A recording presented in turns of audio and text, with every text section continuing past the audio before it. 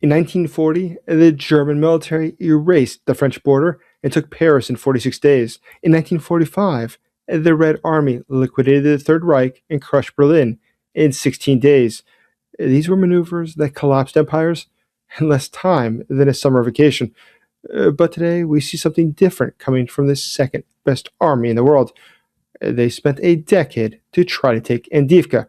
What's incredible is that they lost more people than what the population of that village was before the war. Now, keep in mind, Andivka is not Paris. It's a 28 square kilometer, 11 square mile graveyard of concrete that most Russians would never be able to find on a map. But a superpower's grand ambitions were strangled by the distance between two streetlights. Russia was blitzing forward at 15 to 70 meters, 49 to 230 feet per day. That's the length of a single city block. And at that pace, it took a nuclear power 1 year to cross a small town.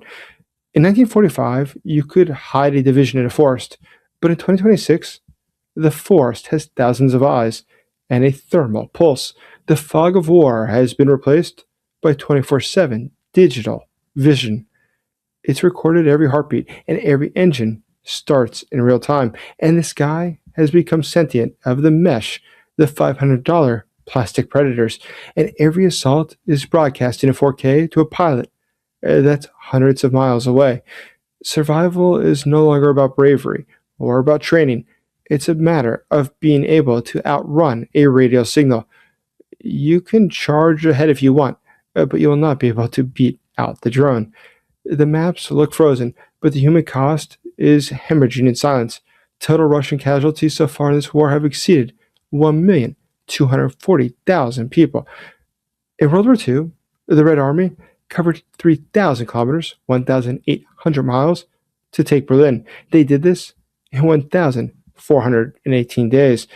In the same year, 1,418 days of this operation, they managed just 80 kilometers or 50 miles. They managed to crawl only as far as Pokrovsk. This wasn't a war maneuver. This is a mechanical failure of their entire civilization. The sky has become digital ceiling that executed anything with a heartbeat. And for the Russian soldiers, drones are not just part of the visible nightmare that they live in. They might have survived the grenades falling from the air, but they would not have survived the arithmetic waiting for them at home. Today, we see that this is just the beginning of the nightmares that the Russians face. My name is Dr. Jason Smart. I'm a special correspondent for the Kyiv Post and National Security Advisor. The situation for the Russians is complex, to say the very least, but where it's the most complex is on the battlefield, where Russia, despite losing so many soldiers, wasting so much of their nation's wealth, has nothing to show for it. But let's dig into that, what's happening, and why it is quickly changing what we're seeing in the news. If you don't already, subscribe now. Consider becoming a channel member. Get insider information about what's really happening in Ukraine, in Russia, and with the autocracies with whom Russia aligns.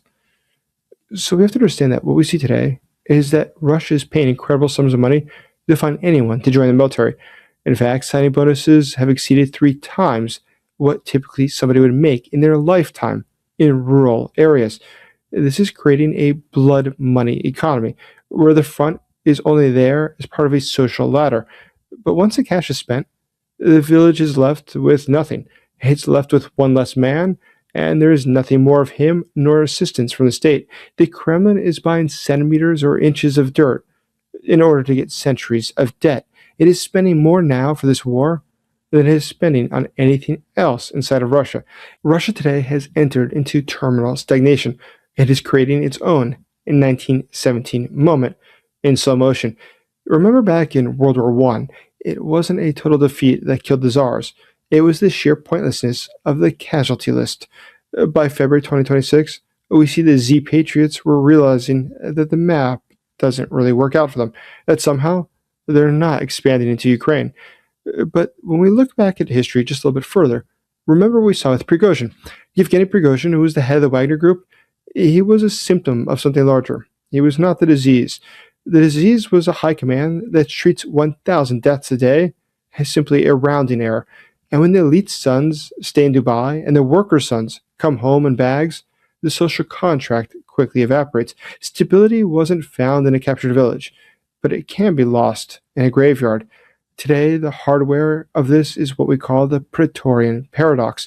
The Kremlin kept its best gear in Moscow to protect the regime from its own people, but they sent the meat to the front with cardboard armor and 60-year-old guns.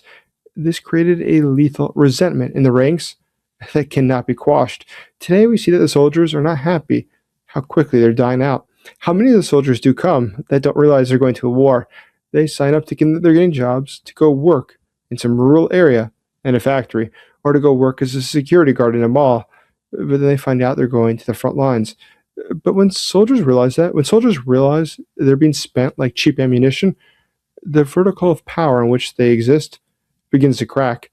We saw the blueprint of this, though, back when we had Prigozhin and his uprising. That you remember, Prigozhin, back in 2023, decided to lead a march towards Moscow. And in that uprising, it was quite an interesting time. Because not only did he make it quite a distance, not only did the Russian military not confront him, nor did the Russian police, nor did the Russian border guards, nor did the Russian National Guard, nor did the Chechens. In fact, nobody confronted him. They were all scared of him. But there's something else. The Russian people, they greeted him. They treated him like a hero. So it probably gives you a good indication of how people really feel about the situation inside of Russia, and they really feel about Vladimir Putin. But there's something else that's very important about this moment. The people in Russia understand those who are going off to the war, they don't elicit a great deal of sympathy. They're not treated as heroes. They're treated as people who are being used, or people who want to make cash fast. When you look at all the signs around Russia, they have large billboards everywhere announcing that you can make several years of what a teacher or a doctor can make if you just sign the dotted line and join up for military service. But joining up for military service is not a very good deal. Meters per day is the most that they ever gain. And meters per day is not going to change anything. You're not going to take Kiev.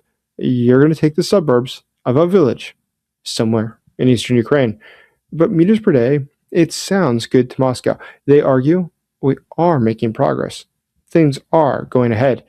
And to some extent, they are correct. They are making progress, but at the rate of meters per day. Which reminds me, please check out the first pinned comment below with the question of the day and with a really great video you should check out.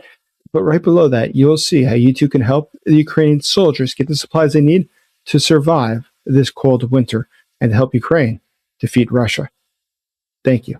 But either way, for Russia, this is not a good system because they cannot afford it.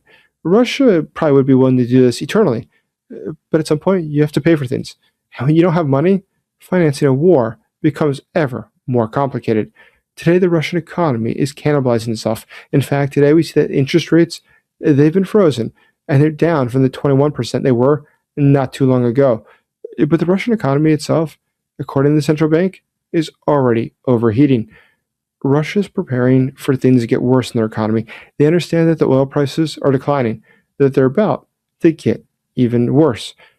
But more than that, they're already facing this year a $60 billion hole in their budget. The Kremlin has claimed that it is able to reawaken its economy, that it doesn't need the global forces to be on its side. But the fact is, they do need the global forces. The Russians today are doing things that nobody can really understand. You look at them pulling out their T-62s, the tanks, and you realize how desperate the Russian military is. That today they have lost 11,625 tanks since the beginning of the war. That was 143% of their total active fleet when the war began. Russia has lost 2,400 armored vehicles every year, but they only produce 900 new ones every year. This is creating a permanent structural deficit, 1,500 vehicles annually. And before this, just look at the T-90s. Look at the stock of these tanks. Today, it's essentially zero. But beyond this, there's bigger problems for Russia, because Russia today is liquidating itself. Getting more tanks is something that Russia will eventually do, but that assumes that there will still be a Russia. But how about if Russia might not be? Today, Russia is liquidating its own genetic future. By 2026, the Russian birth rate has collapsed to just 1.3. And that's far below the 2.1 needed to survive as a people. Today, we see that the people are dying out in Russia. Quite literally, in some regions, the working age male population has shrunk by 15%. You cannot build a modern economy without young and healthy men. Russia today is becoming truly like a 19th century border village. This vassalization of Russia is the final nail in the regime's coffin. Russia today might be able to gain meters inside of Ukraine, but what does it gain for its future? How will it continue to fight? And the answer is simple. It cannot. And that's part of the reason the war might actually continue. Vladimir Putin believes that he's the savior of Russia. He cannot accept that he's not. He would never admit, of course, that perhaps he was mistaken to begin his 3-day special military operation against Ukraine. He'll never say that. But perhaps he does, somewhere in his heart, somewhere in his mind, realize that Russia might not be on the right path. That today, that lack of young men will have generational consequences for his country. It is not something they'll bounce back from. But that means that you think that Vladimir Putin cares about Russia. I, for one, do not agree with that statement. I see no evidence in any action he's ever taken that Vladimir Putin cares, one way or the other, about either Russia or the Russian people. For him, this is just a means to an end. This is a means for him to consolidate wealth, for him to have power. Keep in mind, Vladimir Putin served for many years in the government in the Soviet Union and the KGB. But after that, once he started serving in the mayor's office in St. Petersburg with Anatoly Sobchak, who was known to be a major reformer, he was known himself, Putin, to be a major bribe taker. This is right after the collapse of the Soviet Union. He wasted no time after Russia got its limited period as a democracy before he became engaged immediately in corruption.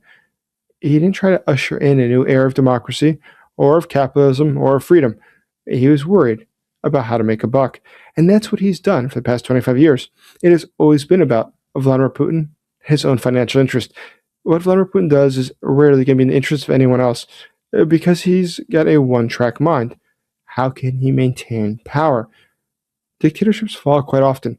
It happens all the time. And that's why you have to be careful. You have to make sure that you don't have anyone challenge you.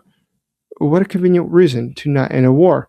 You've got there tens of thousands of young men. Those young men are pretty angry at this point. Many of them have just gotten out of prison and sent to the front. So Vladimir Putin, how does he feel about this? Do you think he would like to see these people return to Moscow, to be mixing with the general population, to become available, to be contracted by those who might wish to openly turn against his regime? That's the least thing that Vladimir Putin wants. Putin today is quite happy, quite satisfied that there are men far away who are not a problem for him. But more than that, if you look at the incredible, cynical nature of Russia, there are plenty of people making money for this war. Putin's family is among them. And as a result, there is actually a financial motive to keep the show on the road, to keep this war going. Because if this war were to end, what does that gain them? How does that benefit them? Be absolutely certain what happens to the Russian soldiers, what happens to the Russian army, is not the concern of Vladimir Putin. If it was, he wouldn't have them inside of Ukraine right now fighting and dying for meters of land. Check out this video. You'll like it. Thank you for supporting Ukraine.